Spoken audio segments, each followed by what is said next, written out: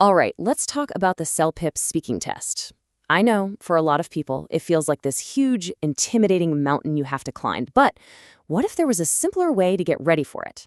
Today, we're going to break down a strategy that can help you totally conquer it. So let's just dive right in.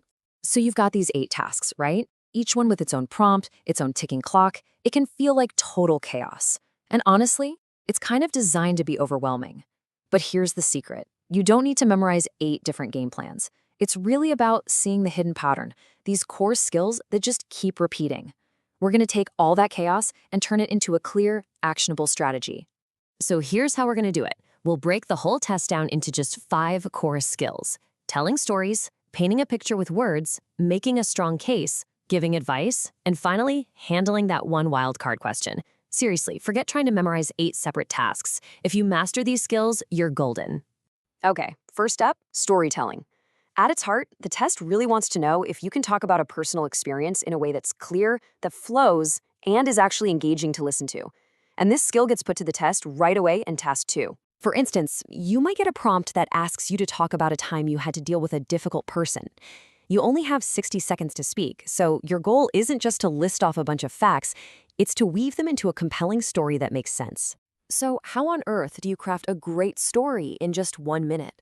Well, first you have to fight that urge to say everything. Just don't. Focus on 2, maybe 3 key points. Then bring those moments to life. Use descriptive words that pack an emotional punch, like frustrated or relieved.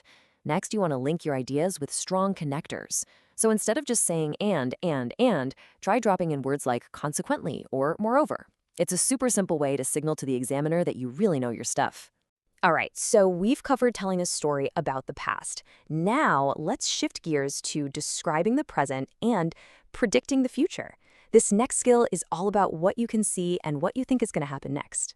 And this skill is tested back-to-back in tasks 3 and 4, and you're using the exact same image for both. First, you have to describe everything that's happening in the picture right now. Then, you have to predict what's going to happen a few minutes down the line. It's a 2-for-1 test of your observation and your ability to make a good guess. For the description part, task 3, don't get bogged down in tiny details. Your best bet is to find 3 or 4 main things happening and then use location words like foreground and background to be really clear about where they are. Now here's a key tip to show off your language skills. Mix it up. Alternate between saying things like, I can see a fountain, and then maybe, a fountain can be seen. It shows you have range. Okay, now for the prediction part, task 4. The number 1 most important rule is this: you can never, ever make a guess without giving a reason why. Don't just say, the man might stop. You need to say, the man might stop for water because he looks really tired. So use your prediction words, might, possibly, could, and then connect your ideas with phrases like on top of that to build a logical forecast of what's next. Okay, we've told a story, we've painted a picture. Now it's time to make our case. This is all about the art of persuasion, and it's a critical skill they test right in the middle of the exam. So in task 5, the scenario is that you're helping a friend decide between 2 different options. You're going to pick one of them, and then you have a whole 60 seconds to convince your friend that your choice is the right one. Now, you need to listen closely here, because this is probably the single most important piece of advice for this task. It's something so many people miss. The biggest mistake you can make is just talking about how great your option is. That's not what they want. The task specifically asks you to compare and contrast. That means you have to talk about your friend's choice, too.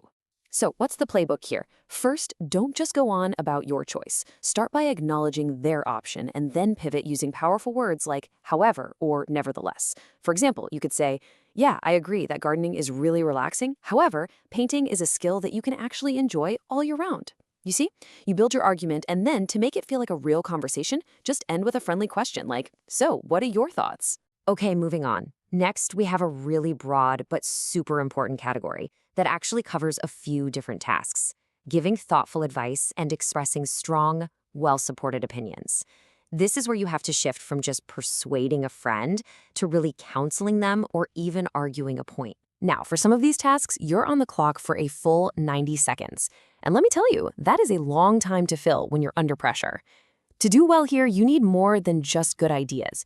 You need a solid structure and some real stamina, especially for giving advice and for the debate task. The real key here is to adapt your tone. When you're giving advice, like in tasks 1 and 6, you need to sound empathetic, structured. But then when you hit that debate in task 7, everything changes. Your tone has to shift. You need to be passionate, direct, and even a little bit forceful.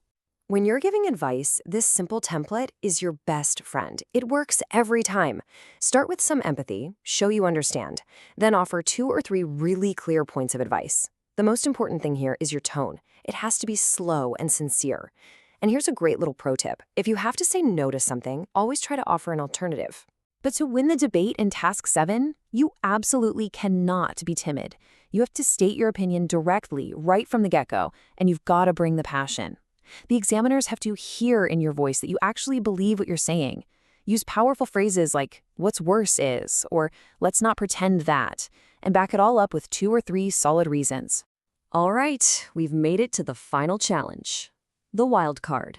This is task 8, and it's specifically designed to be unpredictable, to test how well you can adapt on the fly. Yeah, task 8 is always a completely unique situation. One time you might have to describe an object to someone who can't see it, or like in this example, leave a voice recording describing a campsite. The only thing you can really predict about this task is that it's going to be unpredictable. So how do you prepare for something you don't know is coming? Well, you do it by combining all the skills you've already been practicing. Task 8 is often just a picture description, a lot like task 3, but with a special twist. So the key is just to adapt. Adjust your tone to whatever the situation is, and make sure your conclusion actually fits the scenario. If you're supposed to be leaving a voice message, end it like you're leaving a voice message. So after breaking all of that down, what's the most important thing to walk away with? Let's quickly wrap up the real path to success here. Here it is. This is the single most important takeaway. The CELPIP speaking test is not 8 separate, scary tasks. It's actually just a test of 4 core communication skills: storytelling, describing, persuading, and opining. That's it. If you can get good at those 4 things, you will be ready to master the entire test. When you start to see the test this way, through the lens of these skills, you can focus your practice in a much smarter way. You'll build a kind of confidence that will carry you through all 8 tasks. So the only real question left is, which one of these communication skills are you going to master first?